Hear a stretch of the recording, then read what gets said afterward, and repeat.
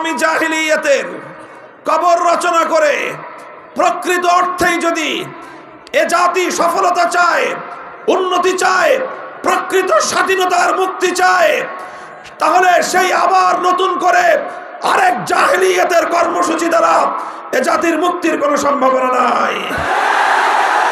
হে জাতি, যদি মুক্তি চাও, যদি প্রকৃত স্বাধীনতা চাও, যদি নতুন করে আবার উন্নতি চাও, বিশ্ব দরবারে যদি মাথা উঁচু করে আত্মমর্যাদায় বলীয়ান হয়ে মাথা উঁচু করে যদি দাঁড়াতে চাও, আল কোরআনের ঘোষিত বিশ্ব নবীর 4 দফা কর্মসূচি ছাড়া বিকল্প নাই। আজকে এই পাষাণ হৃদয়ের, এই আধুনিক 21 শতাব্দীর ইট পাথরের এই সভ্যতার যুগেও সকল বর্বরতা, সকল অন্যায়, অবিচার, জুলুম, বৈষম্যের বিরুদ্ধে যদি সত্যিকার অর্থে মানবতার বিজয় কেউ কামনা করো, আমি আল্লাহর নামের 1000 বারের শপথ করে বলতে পারি, এই সমাজের ঘরে ঘরে মানুষের কর্ণকুহরে আল্লাহর কোরআনের গুঞ্জরণ তৈরি করা ছাড়া এর চেয়ে উত্তম কোনো পন্থা দুনিয়াতে হতে পারে না।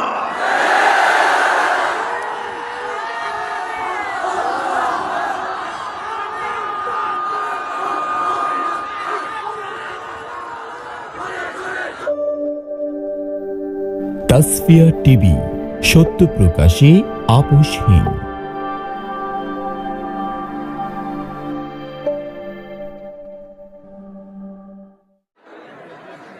জামিয়াতুল মাদারিসিল কওমিয়া নোয়াখালী ও লক্ষ্মীপুরের উদ্যোগে আয়োজিত আজকের এই আজিমুস শান আন্তর্জাতিক ইসলামী মহাসম্মেলনে উপস্থিত সম্মানিত সদরে জলসা, উপস্থিত হযরত উলামায়ে কেরাম, মাদারিসে কওমিয়ার হযরত মুহতামিমিন, হযরত আসাতিজায়ে কেরাম এবং প্রাণপ্রিয় ছাত্র বন্ধুগণ, সর্বস্তরের নোয়াখালী লক্ষ্মীপুর এলাকাবাসী, সর্বপ্রথম মহান আল্লাহ পাক রব্বুল আলামিনের দরবারে শুকরিয়া আদায় করছি, যেই মহান রব্বুল আলামিন আজকে আমাদেরকে এই বিপুল পরিমাণ আল্লাহর দ্বীনের সৈনিক, আল্লাহর দ্বীনকে মহব্বতকারী নবী প্রেমিক তাওহীদি জনতাকে এখানে একত্রিত হওয়ার তৌফিক দিয়েছেন। হযরত উলামায়ে কেরামের কাছ থেকে মূল্যবান দ্বীনী আলোচনা শুনবার তৌফিক দিয়েছেন। রব্বে করিমের বড়ই মেহেরবানি। এই জন্য আল্লাহর দরবারে কালিমাতুশ শুকরের হাদিয়া পেশ করি, আলহামদুলিল্লাহ। আমার আলোচনার আগে এখানে কিছু কালিমাতে সানাইয়া পাঠ করা হয়েছে, এগুলোকে আমি কালিমাতে দোয়াইয়া হিসেবে আল্লাহ পাক রব্বুল আলামিনের নিকট কবুলিয়তের প্রার্থনা করতেছি, কামনা করতেছি এবং আপনাদের কাছ থেকেও সেটাই প্রত্যাশা করতেছি যে আপনারাও আমার জন্য দোয়া করবেন, আল্লাহ যেন কবুল করেন। যথেষ্ট রাত হয়েছে, দীর্ঘ আলোচনা করার অবকাশ এবং প্রয়োজনীয়তা নেই।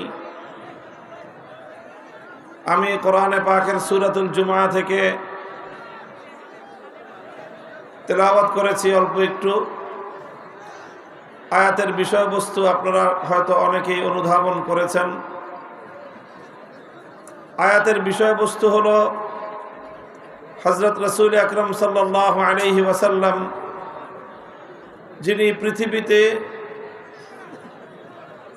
একটি অনেক বড় ধরনের ইনকিলাব, বিপ্লব সাধন করেছিলেন। আইয়ামে জাহিলিয়াতের যুগে সেই আরব বেদুইনদের মরুচারী সভ্যতার বর্বরতার যুগে তিনি মক্কা, মদিনা এবং জাজিরাতুল আরবকে কেন্দ্র করে এমন এক বিপ্লব, এমন এক পরিবর্তন সাধন করেছিলেন যেই পরিবর্তন শুধু জাজিরাতুল আরবে সীমাবদ্ধ ছিল না, শুধু আরব ভূখণ্ডেই সীমাবদ্ধ ছিল না, বরং পৃথিবীর উত্তর থেকে দক্ষিণ মেরু পর্যন্ত সারা পৃথিবীকে আন্দোলিত করেছিল। সারা দুনিয়ার বর্বরতা অসভ্যতার কবর রচনা করে মানবতা এবং ইনসানিয়তের ফুল বাগান ফুটিয়েছিল। রাসূল সাল্লাল্লাহু আলাইহি ওয়াসাল্লাম সর্বকালের সর্বযুগের সর্বশ্রেষ্ঠ বিপ্লবী। তিনি পরিবর্তন এনেছেন। তিনি জাহিলিয়াতের অন্ধকার দূর করে তিনি আলো ফুটিয়েছেন, হেদায়েতের আলো। গুমরাহির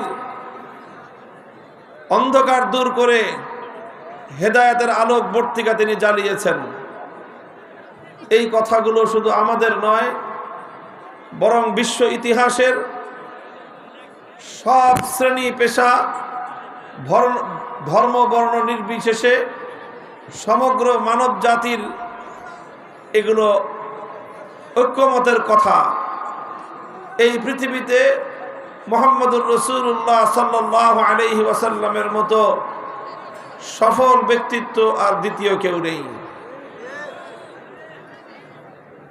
প্রশ্ন হলো, রাসূল সাল্লাল্লাহু আলাইহি ওয়াসাল্লাম এই যে ঐতিহাসিক সাফল্য অর্জন করেছেন, পৃথিবীতে এই যে বিশাল পরিবর্তন আনয়ন করেছেন, অন্ধকার যুগে মানবতার আলো জ্বালিয়েছেন, এটা তিনি কিভাবে করেছিলেন? কোন পদ্ধতিতে, কোন প্রক্রিয়ার মাধ্যমে? মুহতারাম হাজিরিন, আলোচ্য আয়াতের মধ্যে আল্লাহ পাক রব্বুল আলামিন সেই আলোচনাই করেছেন যে কিসের মাধ্যমে, কোন প্রক্রিয়ায় নবী আকরাম সাল্লাল্লাহু আলাইহি ওয়াসাল্লাম তিনি তার এই সফল পরিবর্তন, সফল ইনকিলাব, সফল বিপ্লব সাধন করেছিলেন। কিসের মাধ্যমে? এক কথায় বলতে গেলে রাসূল আকরাম সাল্লাল্লাহু আলাইহি ওয়াসাল্লামের জীবনের যে কর্মসূচিগুলো, সেই কর্মসূচিগুলোই ধারাবাহিকভাবে আমার তেলাওয়াতকৃত আলোচ্য আয়াতের মধ্যে উঠে এসেছে। আমার তেলাওয়াতকৃত এই আয়াত, যেটা আমি সূরাতুল জুমআ থেকে তেলাওয়াত করেছি, ঠিক একই বিষয়বস্তুর আরেকটি আয়াত আল্লাহ পাক নাজিল করেছেন সূরাতুল বাকারার মধ্যে। সামান্য একটু শব্দের পার্থক্য, কিন্তু মূল বিষয়বস্তু একই। সূরাতুল বাকারার মধ্যে আল্লাহ পাক যে বিষয়গুলো বলেছেন খলিলুল্লাহ ইব্রাহিম আলাইহিস সালাতু ওয়াস সালামের দোয়া হিসেবে, আর সূরাতুল জুমআয় আল্লাহ পাক রব্বুল আলামিন সেই একই কথাগুলো বলেছেন ইব্রাহিম আলাইহিস সালাতু ওয়াস সালামের দোয়ার মঞ্জুরি এবং দোয়ার কবুল হওয়া হিসেবে। হযরত ইব্রাহিম আলা নবিয়িনা ওয়া আলাইহিস সালাতু ওয়াস সালাম তার সন্তান ইসমাঈল আলাইহিস সালামকে নিয়ে যখন মক্কার সেই মরু প্রান্তরে বাইতুল্লাহ তথা কাবাতুল্লাহ নির্মাণ করলেন, আল্লাহর হুকুমে তিনি বাইতুল্লাহ নির্মাণ করলেন। সেই বাইতুল্লাহকে আল্লাহ পাক রব্বুল আলামিন সারা পৃথিবীর মার্কাজ, সারা পৃথিবীর কেন্দ্রীয় মার্কাজে আল্লাহ পাক পরিণত করবেন। সেন্টার হবে সারা পৃথিবীর।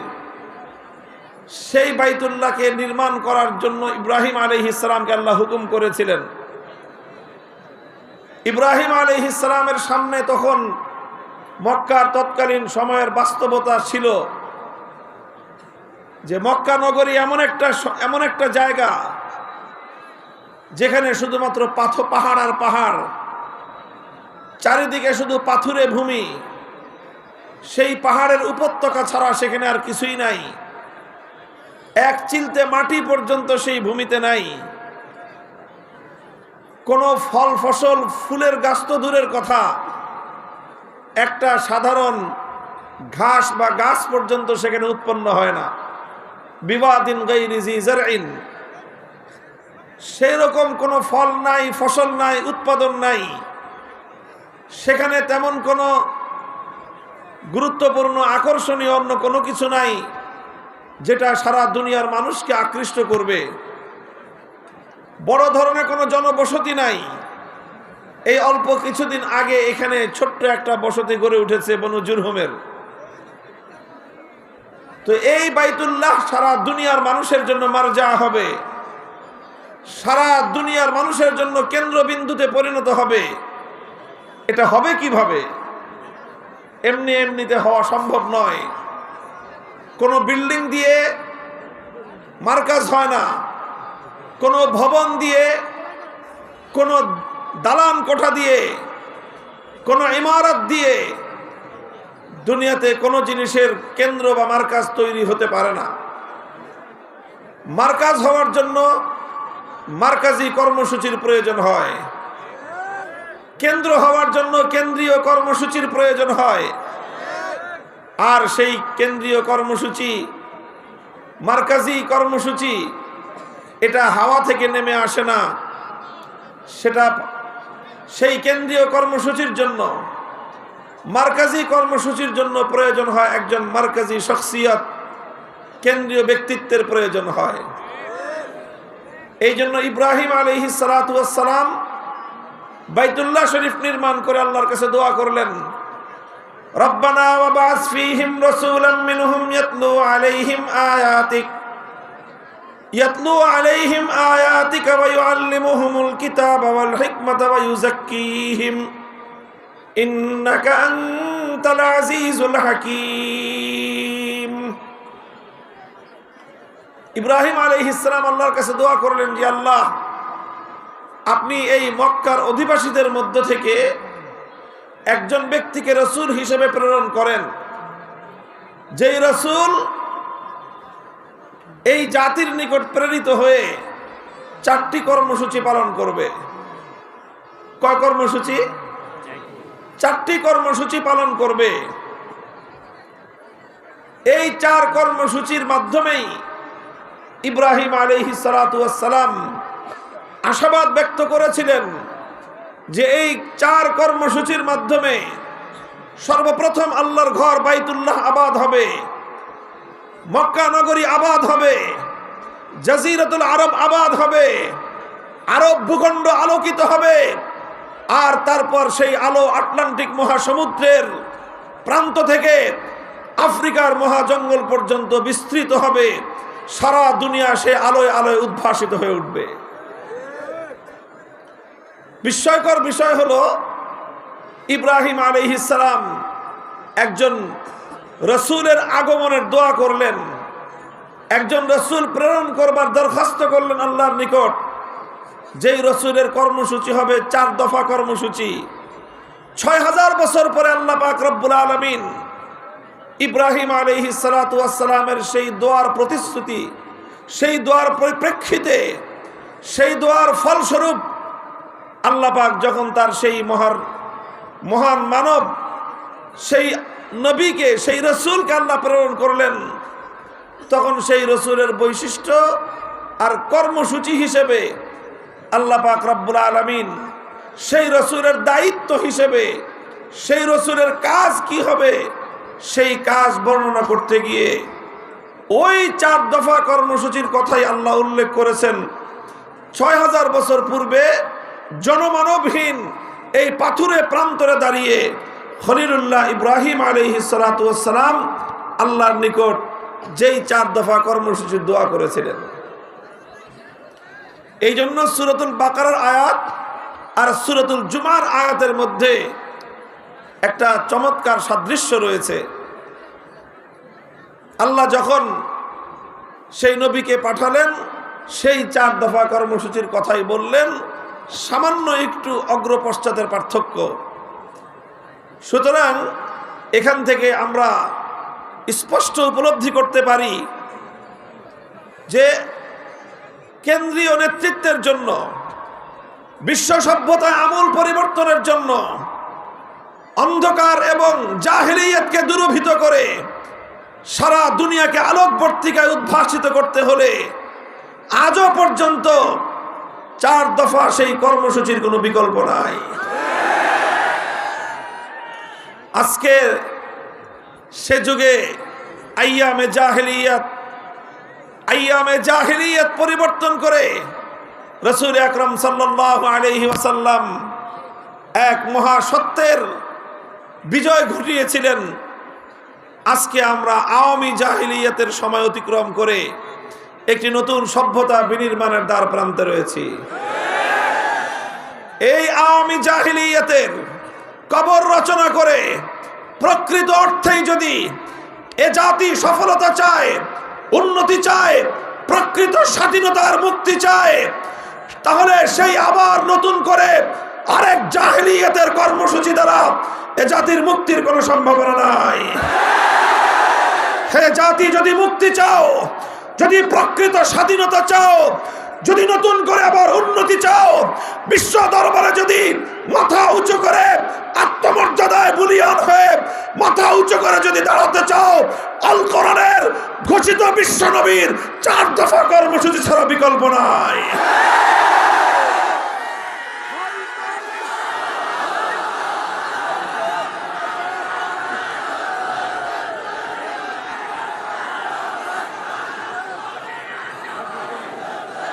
মুহতারাম হাজিরিন, খুব সংক্ষিপ্ত আলোকপাতের মাধ্যমে রাসূল আকরাম সাল্লাল্লাহু আলাইহি ওয়াসাল্লামের পালিত, অনুসৃত, বাস্তবায়িত সেই 4 দফা কর্মসূচির সংক্ষিপ্ত আলোকপাত করব এবং আজকের প্রেক্ষিতে সেই 4 দফার বাস্তবায়ন বিষয়ে আপনাদের সম্মুখে কিছু সুপারিশ আমাদের পক্ষ থেকে উপস্থাপন করব ইনশাআল্লাহ।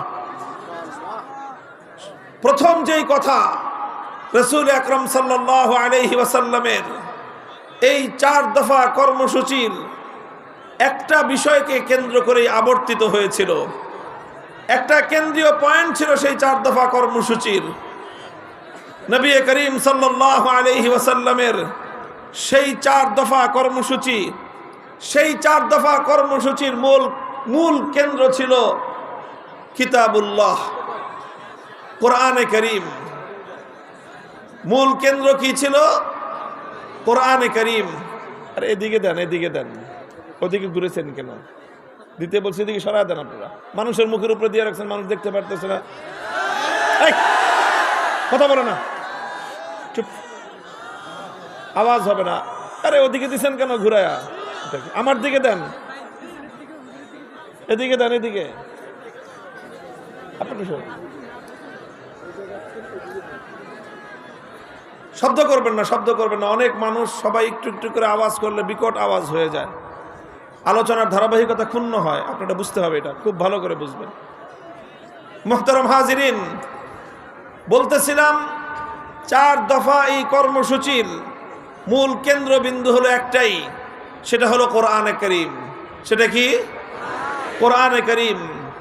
কিতাবুল্লাহকে কেন্দ্র করেই নবী আকরাম সাল্লাল্লাহু আলাইহি ওয়াসাল্লাম 4টি কাজ করেছেন।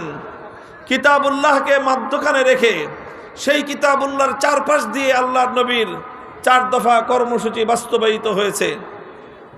আপনারা বুঝবেন, গ্রাম অঞ্চলের মানুষ যারা, এখন তো নতুন মানুষ, নতুন প্রজন্মের লোকেরা কম বুঝবে, যারা একটু বয়স্ক তারা ভালো বুঝবে, মুরব্বীরা। এই যে যখন নাকি মাঠের ক্ষেত থেকে, ফসলের ক্ষেত থেকে যখন ধান কেটে আনে, ধান কেটে এনে তারপরে কি করে কৃষক? কি করে বলেন তো? ধান মাড়াই করে, তাই না? আপনাদের দেশে কি বলে? ধান মাড়াই করা। এখন তো মেশিনের যুগ চলে আসছে। এই বেশি দিন আগেও না, অল্প কিছুদিন আগের কথা বলতেছি, তখন তো মেশিন ছিল না। তখন ধান মাড়াই করতো গরু দিয়ে, ধান মাড়াই করতো গরু দিয়ে। মানুষের বাড়ির উঠোনে, অধিকাংশ কৃষকদের উঠানেই এরকম গরু দিয়ে ধান মাড়াই করা হতো। তো গরু দিয়ে ধান মাড়াই করতো কিভাবে? 3টা 4টা গরু একটার সাথে আরেকটা গলা দিয়ে রশি বাঁধত, তারপরে মধ্যখানে একটা খুঁটি গাড়ত, এই খুঁটির সাথে সেই রশিটা বেঁধে দিত, আর এরপরে এই গরু হাঁকায়া দাও। এখন গরু যতই দৌড়ায় ওই খুঁটিকে কেন্দ্র করে চারদিকে তাকে ঘুরতে হয়, এর বাইরে যাওয়ার সুযোগ নেই। এইভাবে যেরকম 4টা গরুকে কেন্দ্র করে মধ্যখানের একটা খুঁটি, এই খুঁটিকে কেন্দ্র করে এই গরুগুলো যেরকম ঘুরতে থাকে আর এই প্রক্রিয়ার মধ্য দিয়ে যেরকম ধান মাড়াই হতে থাকে, তো ওই মধ্যখানের খুঁটিটাকে যেরকম সেন্টারে রেখে সারাদিন চক্কর খায়, ঠিক তদ্রূপ আল্লাহর কোরআনকে মধ্যখানে রেখেই ইসলামের সকল কর্মসূচি আবর্তিত হয়েছে। এই জন্য কোরআনকে বাদ দিয়ে, কোরআনকে কেন্দ্রে না রেখে, কোরআনকে কেন্দ্রবিন্দু না বানিয়ে কোন প্রক্রিয়ার মধ্য দিয়ে মানব সভ্যতার উন্নতি হতে পারে না। রাসূল আকরাম সাল্লাল্লাহু আলাইহি ওয়াসাল্লাম আল্লাহর কিতাবকে মধ্যখানে রেখে 4 দফা কর্মসূচি বাস্তবায়ন করেছিলেন। 1 নম্বর কর্মসূচি, আল্লাহর কোরআন বলতেছে ধারাবাহিকভাবে, হুয়াল্লাযী বাআসা ফিল উম্মিয়্যিনা রাসূলাম মিনহুম ইয়াতলু আলাইহিম আয়াতিহি। 1 নম্বর কর্মসূচি ছিল ইয়াতলু আলাইহিম আয়াতিহি, তিলাওয়াতে কিতাবুল্লাহ, উম্মতের সামনে আল্লাহর কিতাব তথা কোরআনে পাকের তেলাওয়াত করা। তেলাওয়াতে কিতাবুল্লাহ, কোরআনের তেলাওয়াত, এটা ছিল রাসূল সাল্লাল্লাহু আলাইহি ওয়াসাল্লামের প্রথম কর্মসূচি। এটা একটা মুস্তাকিল স্বয়ং সম্পন্ন কর্মসূচি। তেলাওয়াতে কিতাবুল্লাহ, বুঝে আসুক বা না আসুক, এর অর্থ এবং মর্ম ব্যাখ্যা কেউ বুঝতে পারুক বা না পারুক, সেগুলো পরের প্রশ্ন। শুধুমাত্র কোরআনের তেলাওয়াত, এটাই ছিল রাসূল সাল্লাল্লাহু আলাইহি ওয়াসাল্লামের সবচেয়ে বুনিয়াদী কর্মসূচি, প্রথম কর্মসূচি। জাহিলিয়াতের কুহেলিকা ভেদ করবার জন্য, জাহিলিয়াতের এই লৌহ প্রাচীরকে ভেঙে গুড়িয়ে দেওয়ার জন্য বিশ্বনবী মুহাম্মদ আরবি সাল্লাল্লাহু আলাইহি ওয়াসাল্লাম জাহিলিয়াতের বর্বরতার অন্ধকারের প্রাচীরের মধ্যে সর্বপ্রথম যে আঘাত এনেছিলেন, সে আঘাত ছিল আল্লাহর কোরআনে পাকের তেলাওয়াতের এই আওয়াজ ধ্বনি। কোরআনের তেলাওয়াতের মধ্যে আল্লাহ পাক রব্বুল আলামিন এই পাওয়ার, এই অ্যাকশন, এই প্রভাব আল্লাহ পাক রব্বুল আলামিন রেখে দিয়েছেন। অনেক মানুষ মনে করতে পারে বা অনেকে মনে করেও এরকম যে না বুঝে পড়লে, অনেকে আবার এটাকে একটু ব্যঙ্গাত্মক শব্দে বলে, তোতা পাখির মতো শুধুমাত্র মুখে ঠোঁট নাড়ে আওড়ায় লাভটা কি? না, কোরআন সম্পর্কে এই কথা সঠিক নয়। এটা একটা বিভ্রান্তিমূলক কথা, এটা একটা মূর্খতাপূর্ণ কথা। কোরআন পৃথিবীর অন্যান্য গ্রন্থের মতো নয়। পৃথিবীর অন্য যে কোনো বিষয়বস্তুর গ্রন্থ, অন্য যে কোনো বিষয়বস্তুর বই পাঠ করলে, অর্থ না বুঝে পাঠ করলে কোনো উপকারিতা নাই। কেউ যদি সাহিত্যের বই পাঠ করে, অর্থ যদি না বুঝে লাভ হবে না। কেউ যদি দর্শন শাস্ত্রের বই পাঠ করে, অর্থ না বুঝলে উপকার পাবে না। কেউ যদি বিজ্ঞানের বই পাঠ করে, অর্থ মর্ম না বুঝলে সে তার কোনো বৈজ্ঞানিক হতে পারবে না, বিজ্ঞান থেকে কোনো সে উপকৃত হতে পারবে না। কেউ যদি গল্পের বইও পড়ে, অর্থ যদি না বুঝে গল্পের মাহাত্ম্য সে বুঝবে না। উপন্যাসের বইও যদি কেউ পড়ে, অর্থ না বুঝলে উপন্যাসের চরিত্রগুলোকে সে ধারণ করতে পারবে না। পৃথিবীর অন্য সব বিষয়ের বেলায় এই কথা প্রযোজ্য।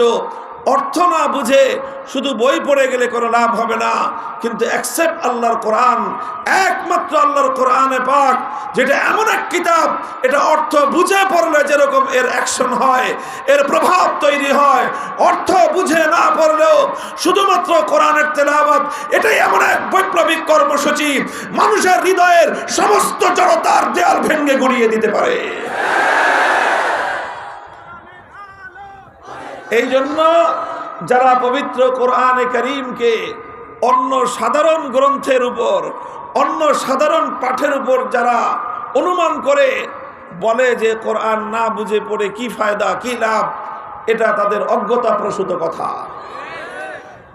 কোরআন বুঝতে হবে সেটা ভিন্ন কথা, কোরআনের মর্ম জানতে হবে সেটা ভিন্ন কথা, কিন্তু কোরআনের তেলাওয়াত এটা হলো একটা স্বয়ং সম্পন্ন কর্মসূচি, এবং এটাই হলো রাসূল সাল্লাল্লাহু আলাইহি ওয়াসাল্লামের প্রথম এবং বুনিয়াদী কর্মসূচি। এই জন্য আল্লাহ পাক যখন কোরআনের তেলাওয়াতের কথা বলেছেন, তখন এই শর্ত আরোপ করেননি যে কোরআন বুঝে তেলাওয়াত করতে হবে, বরং আল্লাহর নবীর প্রথম কর্মসূচি হিসেবে আল্লাহ পাক রব্বুল আলামিন দ্ব্যর্থহীন কণ্ঠে বলে দিয়েছেন, ইয়াতলু আলাইহিম আয়াতিহি হুয়াল্লাযী বাআসা ফিল উম্মিয়্যিনা রাসূলাম মিনহুম ইয়াতলু আলাইহিম আয়াতিহি।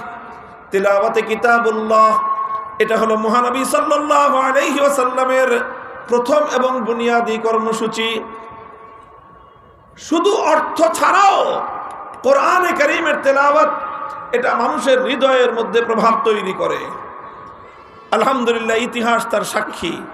আজও যদি কোনো মানুষ, যে কোনো ব্যক্তি ধারাবাহিকভাবে যদি শুধুমাত্র আল্লাহর কোরআনের তেলাওয়াত শুনতে থাকে, আল্লাহর নামের শপথ করে আমি বলতে পারি, তার হৃদয়ের বদ্ধ দুয়ারগুলো কোরআনের তেলাওয়াত যেভাবে খুলতে পারবে, পৃথিবীতে কোরআন ছাড়া আর কোনো কিছু নাই যেটা একজন মানুষের হৃদয়ের বদ্ধ দুয়ারকে উন্মুক্ত করে দিতে পারে। সিরাতের কিতাব, ইতিহাসের কিতাব, সিয়ারুস সাহাবা, সাহাবায়ে কেরামের ইতিহাসের কিতাবের মধ্যে লেখা হয়, আবু বকর সিদ্দিক রাদিয়াল্লাহু তাআলা আনহুর জীবনীতে লেখা হয়, বুখারী শরীফ সহ বিভিন্ন হাদিসের কিতাবের মধ্যে এই ওয়াকিয়া এবং এই ঘটনার বর্ণনা রয়েছে। একবার আবু বকর রাদিয়াল্লাহু আনহু মক্কা ছেড়ে তিনি চলে যাচ্ছেন। পথিমধ্যে মক্কার একজন আরবের একজন প্রসিদ্ধ নেতা সর্দার ইবনুদ্দাগিনা, তার নাম, ইবনুদ্দাগিনার সঙ্গে সাক্ষাৎ। ইবনুদ্দাগিনা আবু বকর সিদ্দিককে, আবু বকরকে জিজ্ঞাসা করলেন, কোথায় যাচ্ছেন? আবু বকর বললেন যে মক্কায় থাকবো না। কেন থাকবেন না? মক্কার মানুষ আমাকে জ্বালা যন্ত্রণা দেয়, উত্ত্যক্ত করে, কষ্ট দেয়, নির্যাতন করে, এজন্য আমি মক্কা ছেড়ে চলে যাচ্ছি।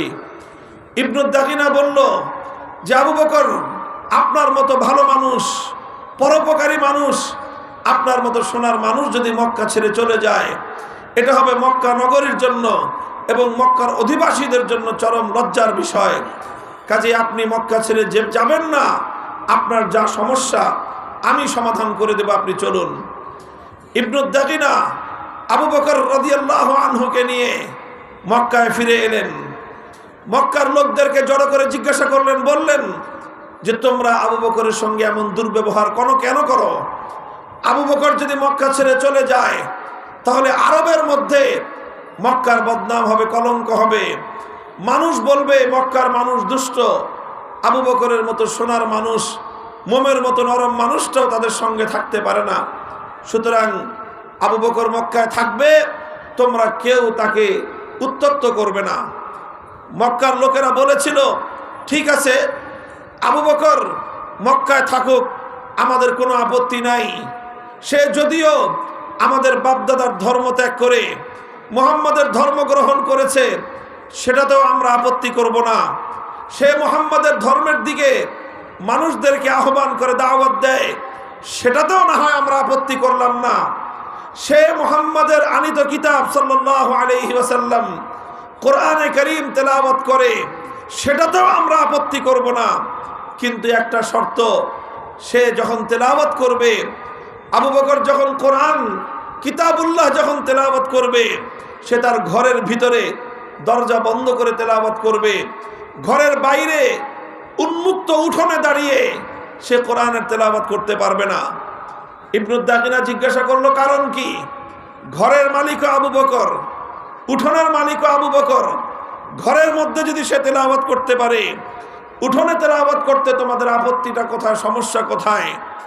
মক্কার লোকেরা জবাব দিয়েছিল যে আবু বকর যখন উঠোনে দাঁড়িয়ে তার আবেগ মাখা কণ্ঠে, কান্না জড়ানো কণ্ঠে যখন কোরআনের তেলাওয়াত করতে থাকে, তখন তার এই কোরআনের তেলাওয়াত মন্ত্রমুগ্ধের মতো আমাদের গোটা মক্কার মানুষদেরকে এমনভাবে আকৃষ্ট করতে থাকে যে ঘরগুলোতে আমরা ছোট ছোট শিশু, এমনকি নারীদেরকে পর্যন্ত ঘরের মধ্যে আবদ্ধ রাখতে পারি না।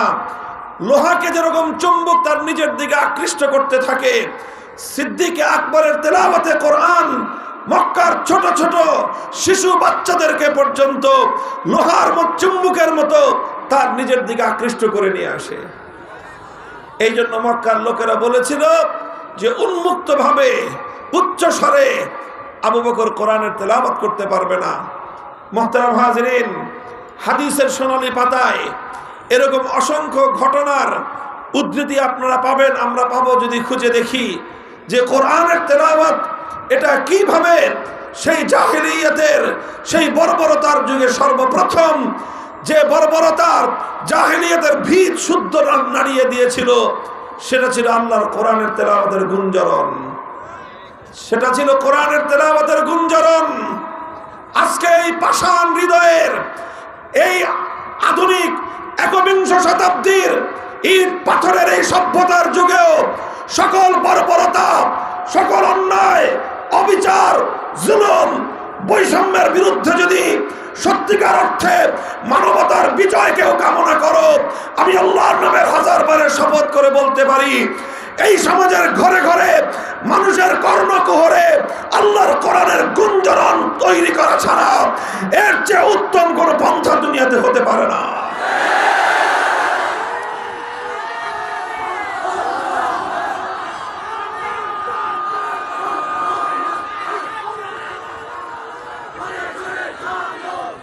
আলহামদুলিল্লাহ, নবী আকরাম সাল্লাল্লাহু আলাইহি ওয়াসাল্লামের সেই কর্মসূচি তেলাওয়াতে কিতাবুল্লাহ আজ আমাদের সমাজে আছে, টিকে আছে, সীমিত পরিসরে হলেও টিকে আছে। সেটা টিকে আছে আমাদের এই মাদারেসে কওমিয়ার মক্তব এবং হেফজখানাগুলোর মাধ্যমে। এই মক্তব এবং হেফজখানাগুলো থেকে মুসলমানদের সন্তানদেরকে আল্লাহর কোরআনের বিশুদ্ধ তেলাওয়াত, শুধু তেলাওয়াত শুদ্ধ করে তাদেরকে শিক্ষা দেওয়া হয়। আর আমাদের এই সোনার সন্তানেরা, কচিকাঁচা বাচ্চারা কোরআনের তেলাওয়াত নিয়ে মুসলিম সমাজের ঘরে ঘরে, মুসলিম সমাজের পাড়ায় পাড়ায়, মুসলিম সমাজের মহল্লায় মহল্লায় তারা আল্লাহর কোরআনের তেলাওয়াতের যে গুঞ্জরণ তুলে, সেই গুঞ্জরণের কারণে আজ আল্লাহর জমিনে কোনো জাহিলিয়াতের দাঁত গায়ে বসতে পারে নাই। এজন্য তারা বারবার চেষ্টা করে কোরআনের তেলাওয়াতের এই দুর্গগুলোকে উপড়ে ফেলতে। তারা এই মক্তব হেফজখানাগুলোর উপর নানা রকম বৈষম্যের নীতি চাপিয়ে এই মেহনতের ধারাকে বন্ধ করে দিতে চায়। এটা চেয়েছিল ব্রিটিশ সাম্রাজ্যবাদী শক্তি, এটা চেয়েছে সমস্ত জাহেলিয়াতের ধারক বাহক শক্তিগুলো নানা কৌশলে, নানা ষড়যন্ত্রের মধ্য দিয়ে মক্তব, হিফজ, কোরআনের এই শিক্ষা ব্যবস্থাকে সংকুচিত করে দেওয়ার পায়তারা চালিয়েছে। কথা বলেন ঠিক না বেঠিক? মনে রাখতে হবে, এটা আল্লাহর কোরআনের সবচেয়ে বুনিয়াদী মারকাজ। মক্তব, হিফজখানা আল্লাহর কোরআনের সবচেয়ে বুনিয়াদী দুর্গ। এ দুর্গ যদি ধসে পড়ে উম্মার অস্তিত্ব বিলুপ্ত হয়ে যাবে। এই জন্য শপথ নিতে হবে প্রতিটি মুসলমানের, প্রত্যেকটি ইমানদারের, যেভাবে একটি দুর্গে আশ্রয় গ্রহণকারী এক একজন সৈনিক দুর্গের দেয়াল রক্ষা করার জন্য জীবনপণ লড়াই করতে থাকে, হে বাংলার উম্মত, উম্মতে মুসলিমার সদস্যরা, উম্মতে মুহাম্মাদিয়ার সদস্যরা, আমাদেরকে শপথ নিতে হবে কোরআনী প্রতিষ্ঠানের উপর যদি কেউ কোনো আঘাত করবার চেষ্টা করে, হামলা করবার চেষ্টা করে, সংকুচিত করবার চেষ্টা করে, জীবনের বিনিময় হলেও গোটা জাতি ঐক্যবদ্ধভাবে সেই ষড়যন্ত্রে রুখে দাঁড়াতে হবে।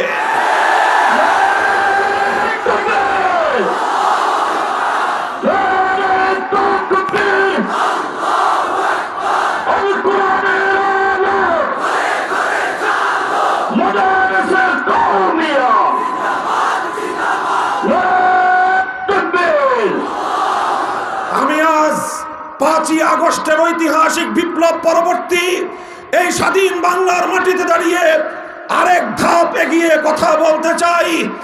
100 বছর পর্যন্ত শুধু আমাদের মক্তব আর হিফজখানাগুলো এ জাতির মধ্যে আল্লাহর কোরআনের তেলাওয়াতের আমানত রক্ষা করবার ঐতিহাসিক দায়িত্ব পালন করেছে।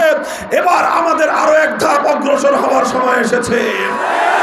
5ই আগস্ট পরবর্তী এই বাংলার মাটিতে যতগুলো রাষ্ট্রীয় ব্যবস্থাপনায় স্কুল শিক্ষা ব্যবস্থা রয়েছে, সেই স্কুলগুলোর প্রাইমারি স্কুলগুলোতে যেখানে মুসলমানদের সন্তানরাই ৯০% থেকে ৯৫% পড়াশোনা করে, যে স্কুলগুলোর খরচ ৯০% মুসলমানদের ট্যাক্সের পয়সা দিয়ে যোগান হয়, যে স্কুলের শিক্ষক শিক্ষিকাদের বেতন আমাদের ট্যাক্সের পয়সায় যোগান হয়, যে স্কুলের পাঠ্যপুস্তক আমাদের ট্যাক্সের পয়সায় ছাপানো হয়, যে স্কুলগুলোর ঘরদালান আমাদের ট্যাক্সের পয়সা দিয়ে যোগান দেওয়া হয়, আর সবচেয়ে বড় কথা, যে স্কুলে পড়ে আমার বাচ্চারা, আমার সন্তানেরা, সেই স্কুলে ইংরেজি, বাংলা, অঙ্ক, ভূগোল, ইতিহাস সব শিক্ষা থাকবে, আল কোরআনের তেলাওয়াতের শিক্ষা থাকবে না। এই ধরনের বৈষম্যহীন বাংলাদেশে বরদাস্ত করা যায় না, বরদাস্ত করা যায় না।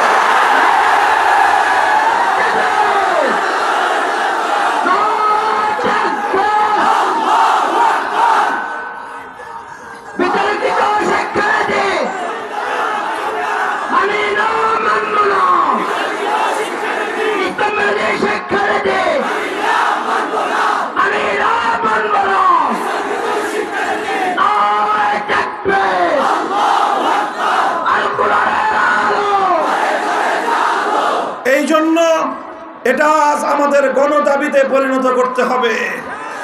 আমরা বাংলাদেশের রাজনৈতিক নেতৃবৃন্দ, প্রশাসনিক কর্মকর্তা, সকল শিক্ষাবিদ, সচেতন সুশীল মহল এবং শিক্ষক শিক্ষিকা মণ্ডলী, স্কুলগুলোর পরিচালনা পরিষদের সঙ্গে সম্পৃক্ত ব্যক্তিবর্গ, সকলের কাছে আমরা উদাত্ত আহ্বান জানাচ্ছি, প্রতিটি স্কুলে, প্রতিটি প্রাইমারি স্কুলে অন্য সকল শিক্ষার পাশাপাশি আমাদের কচিকাঁচা সন্তানদের কচি হৃদয়ের মধ্যে তাদের এই নিষ্কলুষ অন্তরের মধ্যে আল্লাহর কোরআনের বিশুদ্ধ তেলাওয়াত শিক্ষা দেওয়ার জন্য প্রতিটি স্কুলে একজন বিশুদ্ধ কোরআনের তেলাওয়াতের শিক্ষক, নুরানি অথবা নাদিয়ার শিক্ষক নিয়োগ দেওয়ার মাধ্যমে শাহজালালের এই বাংলাদেশের বিপ্লব পরবর্তী মুসলমানদের গণদাবি বাস্তবায়ন করতে হবে।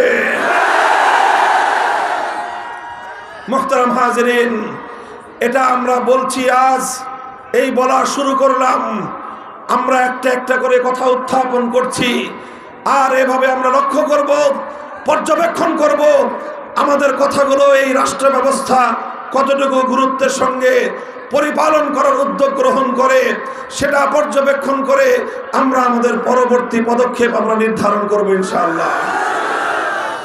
এটা ছিল প্রথম দফা কর্মসূচি। আল্লাহর পয়গম্বর বিশ্বনবী মুহাম্মদুর রাসূলুল্লাহ সাল্লাল্লাহু আলাইহি ওয়াসাল্লাম আল্লাহ পাকের মহাগ্রন্থ, মানবতার মুক্তির গ্রন্থ আল কোরআনুল কারীমকে কেন্দ্র করে নবী আকরাম সাল্লাল্লাহু আলাইহি ওয়াসাল্লাম প্রথম যে দায়িত্ব এবং কর্মসূচি পালন করেছেন সেটা হলো ইয়াতলু আলাইহিম আয়াতিহি তিলাওয়াতে কিতাবুল্লাহ। এক নম্বর কর্মসূচি হলো তিলাওয়াতে কিতাবুল্লাহ। এরপরে আসেন ২ নম্বর কর্মসূচি, আল্লাহর পয়গম্বর মুহাম্মদ আরবি সাল্লাল্লাহু আলাইহি ওয়াসাল্লাম যেটা আল্লাহর কোরআনকে কেন্দ্র করে পালন করেছেন সেটা হলো ওয়ায়ুআল্লিমুহুমুল কিতাব।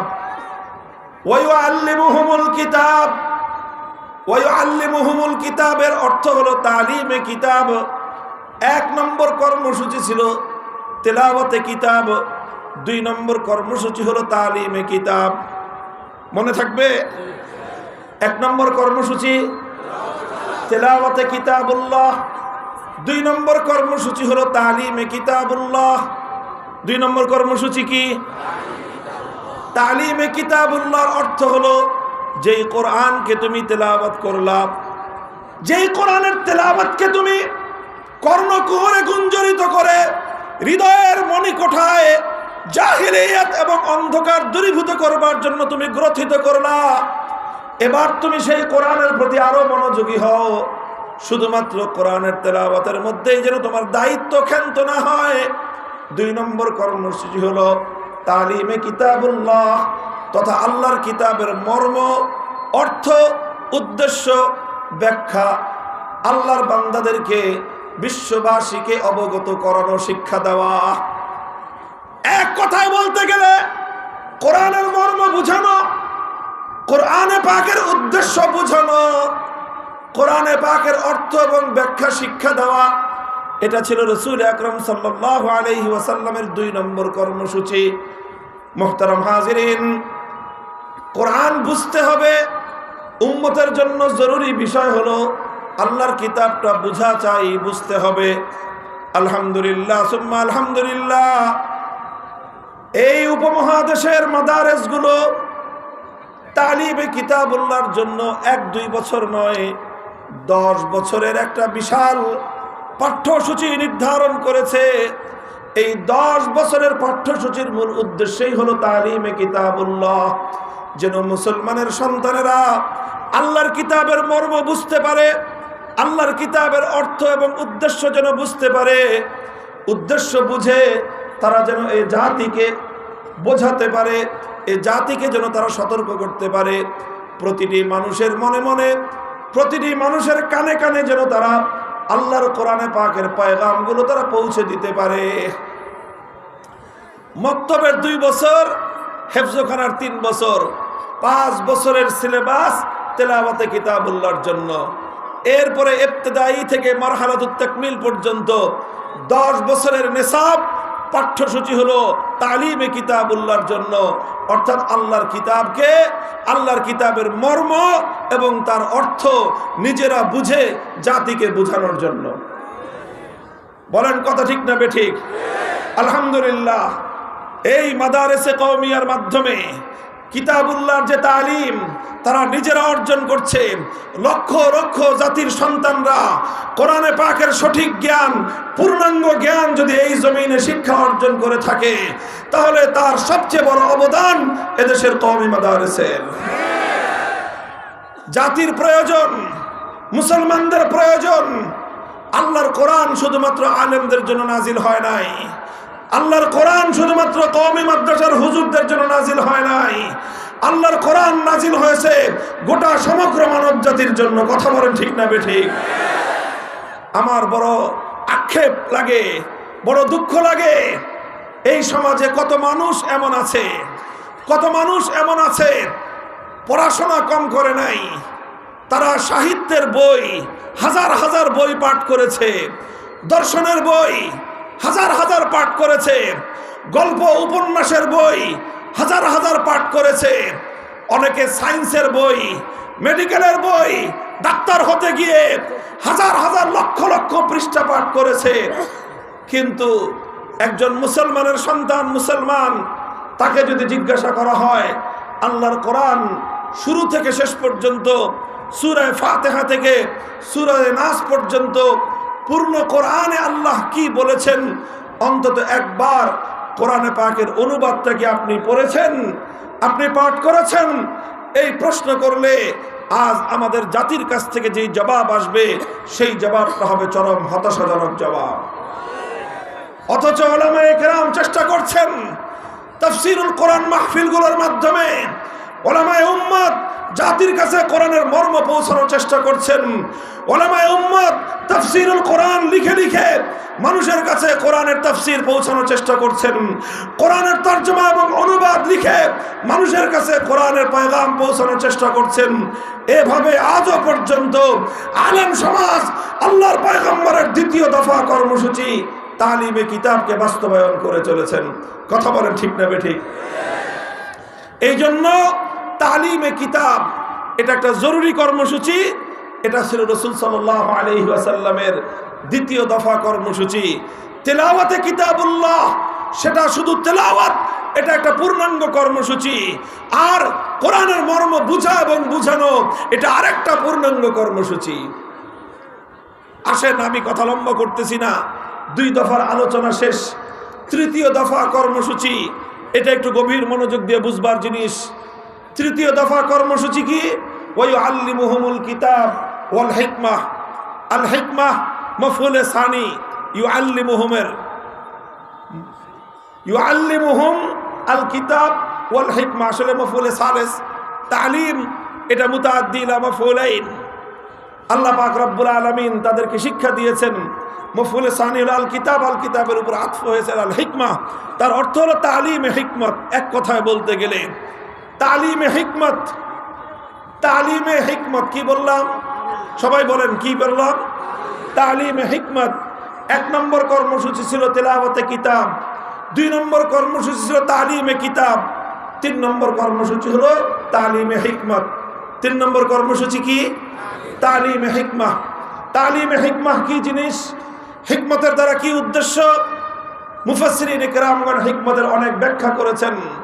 মারিফুল কোরআনের মধ্যে আল্লামা মুফতি শফি রহমতুল্লাহি আলাইহি হিকমতের সবচেয়ে অগ্রগণ্য এবং সবচেয়ে তাৎপর্যময় যে ব্যাখ্যাটা করেছেন সেটা হলো তালিমে হিকমতের অর্থ হলো আল্লাহর নবী কোরআনে পাক শুধু তেলাওয়াত করে দায়িত্ব ক্ষান্ত করেননি, তেলাওয়াতের পরে তিনি কোরআনের মর্ম বুঝিয়েছেন, ব্যাখ্যা বুঝিয়েছেন। এটা ছিল তালিমে কিতাব। আল্লাহর নবী শুধুমাত্র কোরআনের মর্ম, কোরআনে পাকের ব্যাখ্যা শুধু বলে বলে মানুষকে বুঝিয়ে দিয়ে দায়িত্ব ক্ষান্ত করেন নাই, বরং কোরআনের ব্যাখ্যা বুঝানোর পর, কোরআনের মর্ম ব্যাখ্যা করার পরে আল্লাহর নবীর 3 নম্বর দায়িত্ব হলো তালিমে হিকমত। তালিমে হিকমতের অর্থ হলো যেই আয়াত তেলাওয়াত করলা, কোরআনের যে অংশ তুমি ব্যাখ্যা করে মর্ম বুঝালা, এবার 3 নম্বর দায়িত্ব হলো কোরআনে পাকের সেই আয়াতের অর্থ, সেই আয়াতের বিধান, সেই আয়াতের যেই কথা, সেই বিধানটাকে কার্যে পরিণত করার মাধ্যমে আমলীভাবে উম্মতকে দেখিয়ে শিক্ষা দেওয়া। এটার নামই হলো তালিমে হিকমত। অর্থাৎ এক কথায় বলতে গেলে কোরআনে পাকের প্র্যাকটিক্যাল করা। যারা জেনারেল শিক্ষার্থী বা জেনারেল শিক্ষার সাথে পরিচিত তারা খুব ভালো করে জানেন জেনারেল শিক্ষায় অনেক সাবজেক্ট এমন আছে যেগুলো শুধুমাত্র বই পড়ার মাধ্যমে, লেকচার শোনার মাধ্যমে সেই পড়াশোনাগুলো আয়ত্ত করা যায় না, বরং লেকচার শোনার পর সেটাকে আয়ত্ত করতে হলে প্র্যাকটিক্যাল করতে হয়। প্রত্যেকটা মেডিকেল কলেজে প্রত্যেকটা ক্লাসরুমের সাথে একটা করে প্র্যাকটিক্যাল ল্যাবরেটরি থাকে।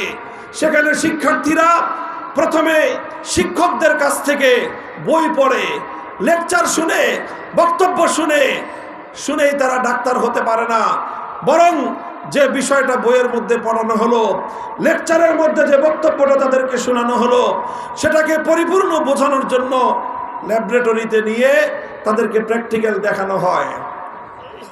প্রত্যেকটা মেডিকেলে ল্যাবরেটরি থাকে। মানব দেহের মাথা থেকে পা পর্যন্ত প্রত্যেকটা অঙ্গ প্রত্যঙ্গের নমুনা থাকে। তখন শিক্ষকরা ছাত্রদেরকে তার প্র্যাকটিক্যাল নমুনা দেখায় মানব দেহ সম্পর্কে, মানব দেহের চিকিৎসা সম্পর্কে পূর্ণাঙ্গ শিক্ষা তারা দান করেন। ঠিক তেমনি ভাবে আল্লাহর কোরআনে পাক এটা যতটা না থিওরিটিক্যাল গ্রন্থ, তার চেয়ে বেশি কোরআনে পাক এটা হলো একটা প্র্যাকটিক্যাল গ্রন্থ। কোরআনে পাক এটা কি? এটা প্র্যাকটিক্যাল গ্রন্থ। কোরআন শুধুমাত্র তেলাওয়াত শুনে আর শুধুমাত্র তাফসীর এবং ব্যাখ্যা শুনে আল কোরআনকে পরিপূর্ণ কেউ অনুধাবন করতে পারবে না। কোরআনকে অনুধাবন করতে হলে, কোরআনকে উপলব্ধি করতে হলে, কোরআনের হক আদায় করতে হলে, কোরআনের মর্ম এবং কোরআনের ব্যাখ্যা শুনবার পর যেই জিনিসটা জরুরি সেটা হলো প্র্যাকটিক্যাল ভাবে কোরআনের এক একটা জিনিসের আমল এটা লক্ষ্য করতে হবে, শিক্ষা অর্জন করতে হবে।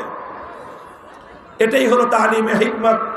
রাসূল আকরাম সাল্লাল্লাহু আলাইহি ওয়াসাল্লাম কোরআনে পাক সম্পর্কে 3 নম্বর দায়িত্বটা পালন করেছেন। উদাহরণস্বরূপ আল্লাহর কোরআনে আয়াত নাজিল হলো আকিমুস সালাত, আল্লাহর নবী আকিমুস সালাত তেলাওয়াত করলেন, 1 নম্বর দায়িত্ব পালন হলো। এরপরে সালাতের অর্থ বুঝালেন যে সালাত কাকে বলা হয়, সালাত ইবাদতটা কেমন ভাবে আদায় করতে হয়। আল্লাহর নবী সেটা সাহাবীদেরকে, উম্মতকে ব্যাখ্যা করে বুঝিয়ে দিলেন। এটা হলো তালিমে কিতাব। ব্যাখ্যা করে বুঝিয়ে দিয়েই তাদেরকে সালাতের শিক্ষা শেষ করতে পারেন নাই। এরপরে আল্লাহর নবী যেটা করেছেন, মসজিদে নববীর মিম্বারের উপরে আল্লাহর নবী উঠেছেন, মিম্বারের উপর উঠে 2 রাকাত নামাজ আদায় করেছেন।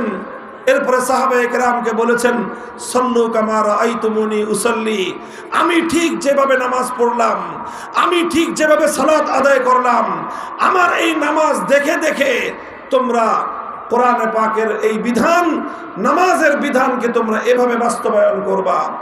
আল্লাহর নবী এটা বলেন নাই যে আমি যেভাবে বলেছি সেভাবে কোরআন তোমরা নামাজ পড়বে। এটাও বলেন নাই আমার কাছ থেকে তোমরা যেভাবে শুনেছো সেভাবে নামাজ পড়বে। আল্লাহর নবী কি বলেছেন? তোমরা আমাকে যেভাবে নামাজ পড়তে দেখেছো সেভাবে তোমরা নামাজ আদায় করবে। মুহতারাম হাজিরিন, এটাই হলো তালিমে হিকমত। আকিমুস সালাহ, তেলাওয়াত হলো, এটা হলো তেলাওয়াতে কিতাব। সালাতের অর্থ কি, ইকামতের অর্থ কি বুঝিয়ে দিলেন, এটা হলো তালিমে কিতাব।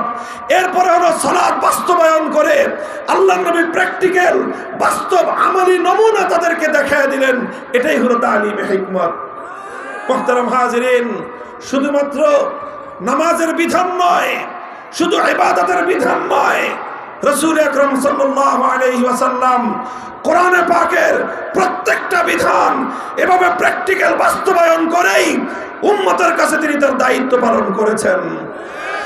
হে ওয়ারাসাতুল আম্বিয়া, হে উম্মতের মধ্যে নবীর উত্তরাধিকারীরা, আজ আমরা যারা শুধুমাত্র তেলাওয়াতে কিতাব আর তালিমে কিতাবের মাধ্যমে দায়িত্ব ক্ষান্ত মনে করছি, আমাদের আরেকটা বিষয় উপলব্ধি করার বাকি রয়েছে। সেটা হলো আল্লাহর কোরআনের যেই বিধানগুলো বাস্তবায়ন না করলে কোরআনের সেই বিধানগুলোর হক আদায় হয় না, দাবি আদায় হয় না। সেই আয়াতগুলোর, কোরআনের সেই বিধানগুলো একটা একটা করে সমাজে, ব্যক্তি জীবনে, পরিবার জীবনে, সমাজ জীবনে বাস্তবায়ন করা, এটাও উম্মতের ঐতিহাসিক জিম্মাদারি। এই জিম্মাদারি আদায় না করলে তালিমে হিকমতের দায়িত্ব ক্ষান্ত হবে না। আমি দৃষ্টান্ত দিলাম এতক্ষণ পর্যন্ত নামাজের দ্বারা। এবার আরেকটা দৃষ্টান্ত শুনেন। আল্লাহর কোরআনে আয়াত নাজিল হয়েছে, আস-সারিকু ওয়াস-সারিকাতু ফাকতাউ আইদিয়াহুমা জাযাআম বিমা কাসাবা নাকালাম মিনাল্লাহ ওয়াল্লাহু আজিজুন হাকীম।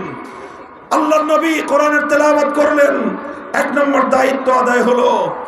এরপরে আস-সারিকু ওয়াস-সারিকাতু, চোর যদি চুরি করে, নারী হোক বা পুরুষ হোক, সেই চুরির অর্থ কি, সেই চুরির মর্ম কি, সেটা আল্লাহর নবী বুঝিয়ে দিলেন।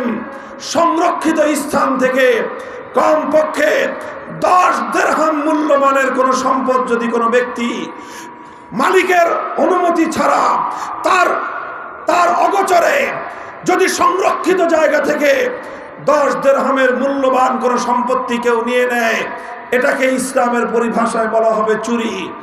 আর এই ধরনের চুরি করবার পর যদি এই চুরির অপরাধ আদালতের সামনে, বিচারকের সামনে যথাযথ সাক্ষীর মাধ্যমে প্রমাণিত হয়, সেক্ষেত্রে আল্লাহর কোরআনের বিধান হলো ফাকতাউ আইদিয়াহুমা, চোর নারী হোক বা পুরুষ হোক, অপরাধ প্রমাণিত হওয়ার সঙ্গে সঙ্গে তার হাত কেটে ফেলতে হবে।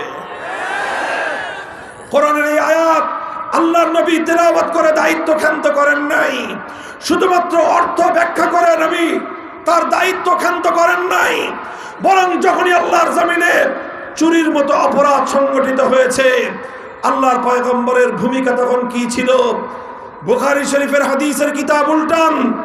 আল্লাহর নবী যখন মক্কা বিজয় করলেন, মক্কা বিজয়ের পরের দিন পবিত্র মক্কা নগরীতে চুরির ঘটনা ঘটল। একজন মানুষ চুরি করলো, চুরি করেছে, ধরা পড়লো। ধরা পড়ার পর দেখা গেল যে চুরি করেছে সে একজন মহিলা মানুষ, সাধারণ কোনো মহিলা নয়, সম্ভ্রান্ত বংশের একজন মহিলা, নাম হলো তার ফাতেমা। এই ফাতেমা হলো বনু মখজুম গোত্রের ফাতেমা মখজুমিয়া। বনু মখজুম হলো নবী করিম সাল্লাল্লাহু আলাইহি ওয়াসাল্লামের দাদির গোষ্ঠী, অর্থাৎ শুধু কুরাইশ নয়, বরং কুরাইশের মধ্যেও সম্ভ্রান্ত একটা পরিবারের মেয়ে হলো এই ফাতেমা, যে চুরি করে ধরা পড়েছে। ফাফাজিয়া কওমুহা ইলা উসামা ইবনে যায়েদিন, তখন ফাতেমার সম্প্রদায় কুরাইশ বনু মখজুম তারা দুশ্চিন্তায় পড়ে গেল, এখন যদি কোরআনের বিধান বাস্তবায়িত হয়, এই মেয়েটার হাত কাটা যাবে, হাত কাটা যাবে একটা মেয়ের, নাক কাটা যাবে গোটা বংশের। এজন্য গোটা বংশ, গোটা পরিবার তারা বিচলিত হয়ে পড়লো, কিভাবে এই হাত কাটা বন্ধ করা যায়। তারা তদবির শুরু করলো। উসামা ইবনে যায়েদ, যাকে আল্লাহর নবী অত্যন্ত বেশি ভালোবাসতেন, সম্পর্কে নবীজির নাতি পালক পুত্র যায়েদ ইবনে হারেসার ছেলে উসামা ইবনে যায়েদ, সেই বনু মখজুম গোত্রের লোকজন উসামা ইবনে যায়েদকে গিয়ে তদবির করার জন্য, সুপারিশ করার জন্য বলল। উসামা তাদের পক্ষ থেকে আল্লাহর নবীর কাছে গিয়ে সুপারিশ করলো। নবীজিকে যেয়ে বলল যে ইয়া রাসূলুল্লাহ, একটা চুরির মামলা আসবে আপনার নিকট। এই চুরির যে বিবাদিনী, তার যে অপরাধী, সে একজন মহিলা মানুষ, নাম তার ফাতেমা, সাধারণ কোনো মহিলা নয়। তার সঙ্গে আপনার ব্লাড কানেকশন রয়েছে, আপনার রক্তের সম্পর্ক, আপনার দাদির পরিবারের লোক সে। সুতরাং যদি তার হাত কাটা যায়, শুধু বনু মখজুম গোত্রের সম্মান যাবে তা নয়, বরং তাদের সঙ্গে সঙ্গে আপনার সম্মান, আপনার প্রেস্টিজও হ্যাম্পার হবে। সুতরাং আপনি ওই মেয়েটাকে বাঁচানোর জন্য কোনো ব্যবস্থা করবেন। হাদিসের পাতার মধ্যে লেখা হয়, আল্লাহর নবী হুঙ্কার দিয়ে উঠলেন, গর্জন দিয়ে উঠলেন। নবীর চেহারার রং পরিবর্তন হয়ে গেল। ফাতালাওয়ানা ওয়াজহু রাসূলিল্লাহি সাল্লাল্লাহু আলাইহি ওয়াসাল্লাম, আমার নবীর চেহারার রং লাল রক্তবর্ণ ধারণ করলো। নবীজি রাগে ক্ষোভে ফুঁসতে আরম্ভ করলেন, আর উসামাকে এক জোরে হুঙ্কার দিয়ে ধমক দিলেন, আতাশফাউ ফি হাদ্দিম মিন হুদুদিল্লাহ। উসামা, আল্লাহর কোরআনের বিধান বাস্তবায়ন হবে, সেখানে তুমি তদবির নিয়ে আসছো, খবরদার তোমাকে যেন আর কোনোদিন আমি এই ধরনের তদবির করতে না দেখি। আল্লাহর নবী ধমক দিয়ে উসামাকে নিবৃত্ত করলেন, সংশোধন করে দিলেন। নবীজি বুঝতে পারলেন অপরাধ শুধু উসামার একার নয়, তদবির আর এই সুপারিশ শুধু উসামার একার নয়। উসামা বালক মানুষ, অল্প বয়স্ক মানুষ, আমার স্নেহের মানুষ হিসেবে সাহস করেছে আমার কাছে এসেছে, কিন্তু এই উসামার পিছনে গোটা কওম, আমার জাতি জড়িত। উসামার পিছনে আমার পরিবার বনু মখজুম, আমার বংশ কুরাইশ জড়িত। সুতরাং ধমক শুধু উসামা একাকে দিলে হবে না, সংশোধন করতে হবে গোটা সভ্যতার, সংশোধন করতে হবে গোটা জাতির, গোটা জাতিকে ব্যাপারে সতর্ক করতে হবে। আল্লাহ নবী এলান করলেন, জাতির উদ্দেশ্যে তিনি ভাষণ দিবেন। নবীর ভাষণ হবে পবিত্র বাইতুল্লাহ শরীফের সামনে। ফালাম্মা কানাল আশিয়্যু কামা রাসূলুল্লাহ সাল্লাল্লাহু আলাইহি ওয়াসাল্লাম, বিকেল বেলা আসরের নামাজের পরে বাইতুল্লাহর সামনে দাঁড়িয়ে কাবার চত্বরে গোটা জাতিকে সমবেত করে মুহাম্মদ আরবি সাল্লাল্লাহু আলাইহি ওয়াসাল্লাম ঘোষণা করলেন, ইতিহাস লেখে, ইতিহাসের সোনালী পাতায় লেখা, আজও পৃথিবীতে অনেক জাতির নেতা, অনেক জাতির প্রেসিডেন্ট, প্রধানমন্ত্রী, বিশ্ব নেতারা বিশ্ব মানবতাকে লক্ষ্য করে জাতির উদ্দেশ্যে ভাষণ দেয়। আর আমার নবী মুহাম্মদ আরবি সাল্লাল্লাহু আলাইহি ওয়াসাল্লাম মক্কায় খেলাফত ব্যবস্থা কায়েম করার পর, কোরআনের রাজ কায়েম করার পরে তিনি একটা ভাষণ দিয়েছিলেন। ইতিহাস পাঠকদেরকে বলবো, কম্পেয়ার করে দেখো, তুলনা করে দেখো। আল্লাহর নবী বললেন, হে আমার জাতি শুনে রাখো, ইন্নামা হালাকান নাস, ইন্নামা হালাকা মান কানা ক্বাবলাকুম ইযা সারাকা ফীহিমুদ দাঈফ আকামু আলাইহিল হাদ ওয়া ইযা সারাকা ফীহিমুশ শরীফ তারাকুহু।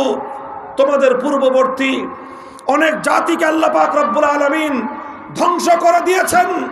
তাদের অপরাধ ছিল একটা অপরাধ, সেই অপরাধের কারণে আল্লাহ পাক অনেক জাতির নাম নিশানা পৃথিবীর বুক থেকে নিশ্চিহ্ন করে দিয়েছেন।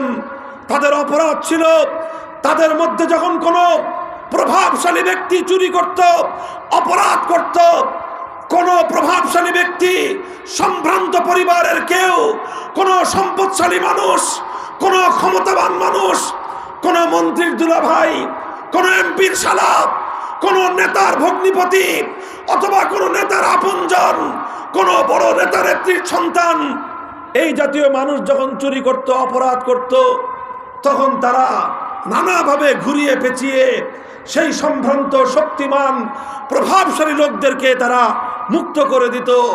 ওয়াইজা সারাকা ফীহিমুদ দাঈফ আকামু আলাইহিল হাদ।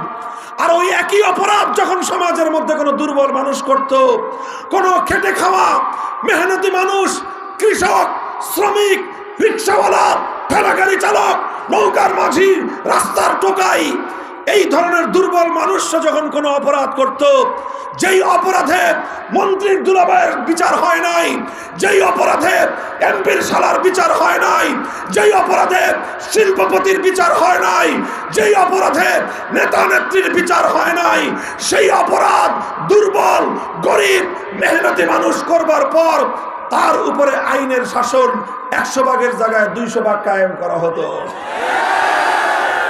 আল্লাহ নবী বললেন, যখন সমাজের মধ্যে বৈষম্য তৈরি হয়, যখন সমাজে বৈষম্য তৈরি হয়, একই অপরাধ করার পরে একজনের বিচার হয় না, আর একজন বছরের পর বছর কারাগারে অন্ধকার প্রকোষ্ঠে দিন গুজরান করে।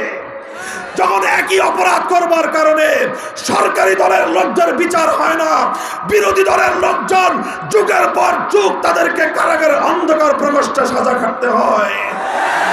একই অপরাধ করলে প্রধানমন্ত্রীর সন্তানের বিচার হয় না, বিরোধী নেত্রীর সন্তানের বিচার হয়। এই যখন সমাজের মধ্যে বৈষম্য তৈরি হয়, সমাজে যখন বৈষম্য তৈরি হয়, আল্লাহর রাসূল বলতেছেন হালাকান নাস, এই বৈষম্য এমন এক অপরাধ, এই বৈষম্য যেই সমাজে কায়েম হয়, যেই সমাজে বৈষম্য দেখা দেয়, আল্লাহ পাক রব্বুল আলামিন সেই সমাজকে ধ্বংস করে দেন। মুহতারাম হাজিরিন, সুতরাং আল্লাহর নবীর পরে যেই কথাটা বললেন, সে কথা যদি হাদিসের কিতাবে সহিহ হাদিসে বর্ণিত না থাকতো, বুখারীর হাদিসে যদি বর্ণিত না থাকতো, মুখে উচ্চারণ করতে আমরা সাহস পেতাম না। আল্লাহর নবী বললেন, ওয়াল্লাহ লাউ আন্না ফাতিমাতা বিনতা মুহাম্মাদিন সারাকাত লাকাতাতু ইয়াদাহা। আমি আল্লাহর নামের শপথ করে বলছি, আমার দাদির গোষ্ঠীর, আমার রক্তের সম্পর্কের, আমার বংশের ফাতেমা নয়, আজ যদি আমি নবী মুহাম্মদুর রাসূলুল্লাহর কলিজার টুকরা, এই পৃথিবীতে আমার সবচেয়ে আদরের দুলালী, আমার সবচেয়ে প্রিয়তম, আমার আদরের কন্যা ফাতেমা বিনতে মুহাম্মদ যদি আজকে চুরি করে ধরা পড়তো, আল্লাহর কসম খেয়ে বলি, আল্লাহর কোরআনের বিধান বাস্তবায়ন করতে গিয়ে আমি তার হাত কেটে দিতাম, এতটুকু দ্বিধা আমি করতাম না। হে মুসলমান, হে উম্মতে মুহাম্মাদিয়া, হে কোরআনের ধারক বাহক, কোথায় আজ তোমরা ঘুমিয়ে আছো? বৈষম্যহীন সমাজ গড়া এটা শুধুমাত্র বৈষম্য বিরোধী ছাত্র নেতৃবৃন্দের দায়িত্ব নয়। মনে রাখবে, আবার বলছি, বৈষম্যহীন সমাজ গড়া, বেইনসাফপূর্ণ সমাজ গড়া, বেইনসাফি, জুলুম, শোষণ, স্বৈরতন্ত্রের বিরুদ্ধে লড়াই করা, এটা শুধু বৈষম্য বিরোধী ছাত্র নেতৃবৃন্দের দায়িত্ব নয়, এটা সর্বপ্রথম দায়িত্ব তাদের যাদের পক্ষে আল্লাহ পাক রব্বুল আলামিন আসমানি কিতাবের ইলম রেখেছেন। এটা সর্বপ্রথম দায়িত্ব তাদের যাদেরকে আল্লাহ পাক ওয়ারাসাতুল আম্বিয়া, নবীর আম্বিয়াদের ওয়ারিস এবং উত্তরাধিকারের গৌরব এবং মর্যাদা দিয়েছেন। আল্লাহর কোরআন কি বলেছে? সূরাতুল হাদীদ পড়ো, তেলাওয়াত করো। কেন আল্লাহ পাক যুগে যুগে কিতাব নাজিল করেছেন? কোরআন দুনিয়াতে কেন এসেছে? আদম আলাইহিস সালাম থেকে নিয়ে আখেরি নবী মুহাম্মদুর রাসূলুল্লাহ সাল্লাল্লাহু আলাইহি ওয়াসাল্লাম পর্যন্ত সমস্ত নবী দুনিয়াতে কোন মাকসাদে এসেছেন? উসুলি মাকসাদে বিআসাতে আম্বিয়া কি? আল্লাহর কোরআন বলতেছে, লাকাদ আরসালনা রুসুলানা বিল বাইয়িনাত ওয়া আনজালনা মাআহুমুল কিতাবা ওয়াল মিজান লিয়াকুমান নাসু বিল কিসত। আল্লাহ বলেন, যুগে যুগে আমি আসমানি কিতাব নাজিল করেছি, আসমানি শরীয়ত নাজিল করেছি, আমি আমার সমস্ত নবী রাসূলদেরকে প্রেরণ করেছি। তার অন্যতম একটা উদ্দেশ্য হলো লিয়াকুমান নাসু বিল কিসতি, মানব সমাজের মধ্যে ইনসাফ কায়েম করা, মানুষের সমাজে ইনসাফ কায়েম করা। সুতরাং বেইনসাফের বিরুদ্ধে লড়াই করা, জুলুমের বিরুদ্ধে লড়াই করা, বৈষম্যের বিরুদ্ধে লড়াই করা সর্বপ্রথম তাদের দায়িত্ব যাদের বুকে কোরআন পাকের ইলম রয়েছে। সর্বপ্রথম তাদের দায়িত্ব যাদেরকে আল্লাহ পাক আম্বিয়ায়ে কেরামের ওয়ারিস, নবুয়তের উত্তরাধিকারী দিয়েছেন। মুহতারাম হাজিরিন, তেলাওয়াতে কিতাব এটা যেমনি ভাবে ওয়ারাসাতুল আম্বিয়াদের দায়িত্ব, তালিমে কিতাব এটা যেমনি ভাবে ওয়ারাসাতুল আম্বিয়াদের দায়িত্ব, একইভাবে তালিমে হিকমত করতে গিয়ে বৈষম্যহীন সমাজ গড়বার জন্য যা করতে হয় তাই করা আলেমদের জিম্মাদারি।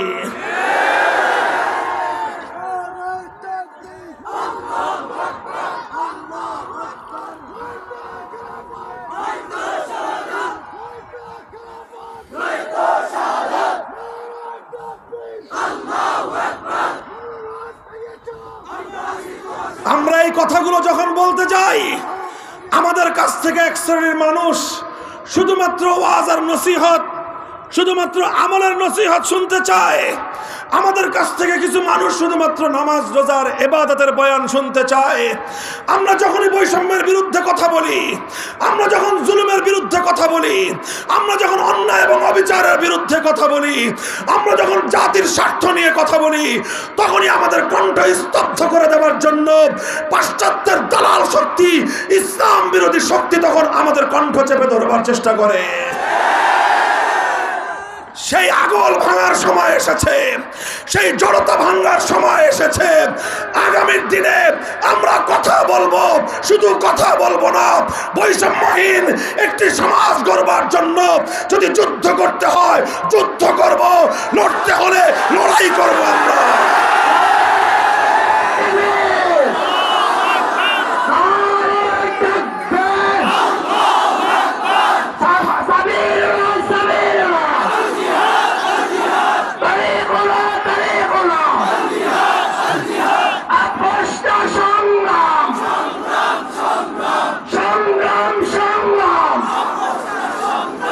এই বসেন বসেন, এই কথা খুব সংক্ষেপ, আর কয়েকটা কথা।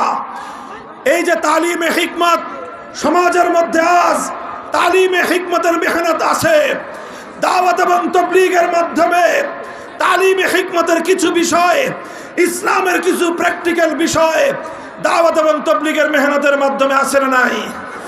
এই জন্য দাওয়াত এবং তাবলীগকে বলা হয় চলতা ফিরতা মাদ্রাসা। এখানে শুধুমাত্র থিওরি শেখানো হয় না, এখানে রাত দিন 24 ঘন্টা একজন মুমিনের জিন্দগির আমলি প্র্যাকটিস করানো হয়। এটাই হলো তালিমে হিকমত। তালিমে হিকমতের আরেকটা প্ল্যাটফর্ম হলো দাওয়াতুল হক। এখানেও মানুষকে কোরআনে পাকের প্রত্যেকটা বিষয়ের উপর আল্লাহর পয়গম্বরের জিন্দগি থেকে প্র্যাকটিক্যাল আমলি নমুনা শেখানো হয়। কথা বলেন ঠিক না বেঠিক? এরপরের কথাটা কানটা খাড়া করে একটু শুনেন। কিছু বিষয় আছে, আল্লাহর কোরআনের কিছু বিধান রয়েছে, অসংখ্য অগণিত বিধান কোরআনের মধ্যে রয়েছে, যেগুলোর বিষয়ে দাওয়াত এবং তাবলীগের মেহনতের মধ্যে আলোচনা করা হয় না। বহু বিধান রয়েছে যেই বিধানগুলো বাস্তবায়নের জন্য দাওয়াতুল হকের মেহনতের মধ্যে সেই কর্মসূচির রাখার সুযোগ নাই। কিছু বিষয় নিয়ে সেখানে মেহনত করা হয়। সেই ধরনের কিছু বিষয় যেটার সম্পর্ক সমাজের সঙ্গে, যেটার সম্পর্ক রাষ্ট্রের সঙ্গে, যেটার সম্পর্ক আদালতের সঙ্গে, কোরআনের যেই বিধানগুলোর সম্পর্ক রাষ্ট্র এবং প্রশাসনের সাথে, সেই বিধানগুলো বাস্তবায়ন করার জন্য দাওয়াত এবং তাবলীগের মেহনত নয়, সেই বিষয়গুলো বাস্তবায়নের জন্য দাওয়াতুল হকের মজলিস নয়, সেই বিধানগুলো সমাজে বাস্তবায়ন করবার জন্য উলামায়ে হাক্কানের নেতৃত্বে ইসলামী রাজনৈতিক দলগুলো কাজ করতেছে। কাজেই তালিমে হিকমতের জন্য যেভাবে দাওয়াত এবং তাবলীগের মেহনত চলবে, তালিমে হিকমতের জন্য মজলিসে দাওয়াতুল হকের কাজ চলবে, একইভাবে উলামায়ে কেরামকে কথা বুঝতে হবে। কোরআনের অসংখ্য বিধান বাস্তবায়নের জন্য সিয়াসতে ইসলামিয়া, সিয়াসতে শরঈয়া, আল্লাহর জমিনে আল্লাহর কোরআনের রাজনীতি পরিচালনা করা উম্মতের অপরিহার্য ফরিজা এবং জিম্মাদারি।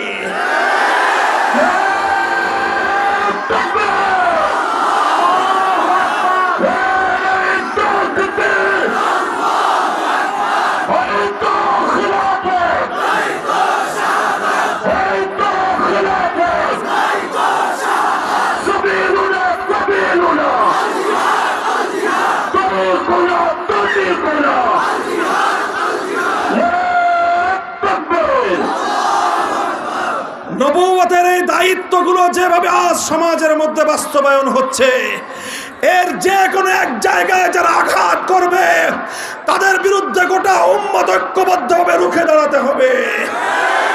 তেলাওয়াতে কিতাবের মার্কাজ যদি আমাদের কোনো মক্তব হিফজখানার বিরুদ্ধে কেউ চোখ তুলে তাকাবার চেষ্টা করে, সে চোখ উপড়ে ফেলতে হবে।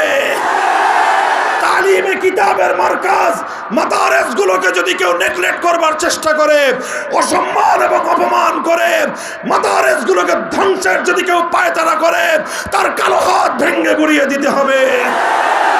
একইভাবে দাওয়াত এবং তাবলীগের মেহনতকে ধ্বংস করবার জন্য আন্তর্জাতিক ইহুদিবাদী এবং হিন্দুত্ববাদী চক্রান্তকে রুখে দেওয়ার জন্য যা করতে হয় আলেম সমাজ তাই করবে, তাই করবে।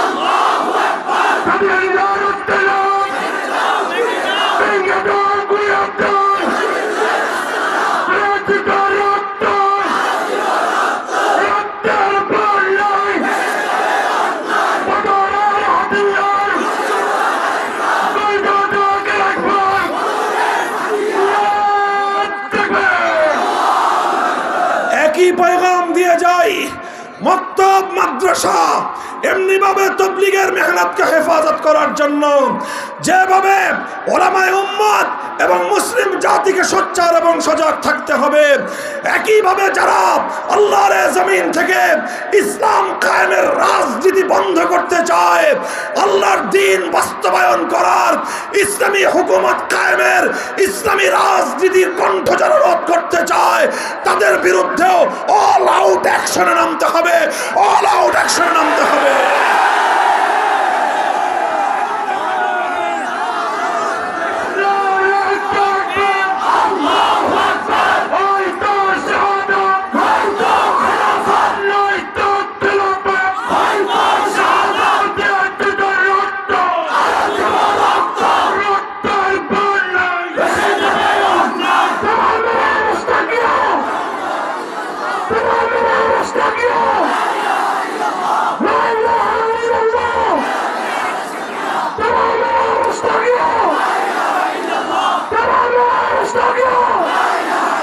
সংগ্রামী সাথী ও বন্ধুগণ, এই কথা খুব ভালো করে মনে রাখবেন। বিগত ফ্যাসিবাদী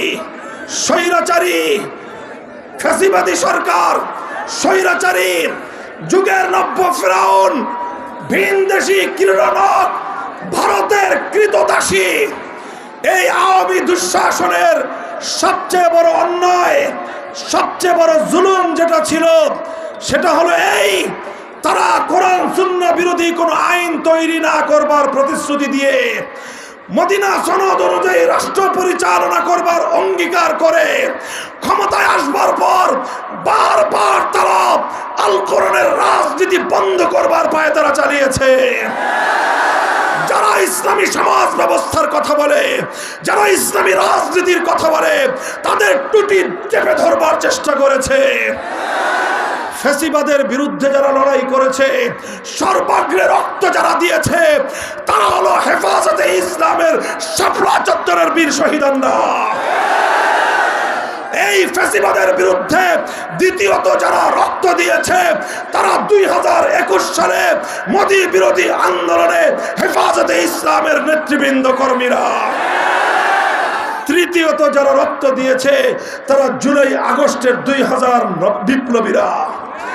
কাজেই মনে রাখতে হবে, শাহাদাতের যে রক্তের নজরানা আল্লাহর জমিনে দেওয়া হয়েছে, তার সবচেয়ে বেশি রক্ত গিয়েছে দেশে ইসলামপন্থীদের, সবচেয়ে বেশি রক্ত দিয়েছে আল্লাহর নবীর সৈনিকেরা, সবচেয়ে বেশি রক্ত দিয়েছে মাদ্রাসার ছাত্র শিক্ষকেরা।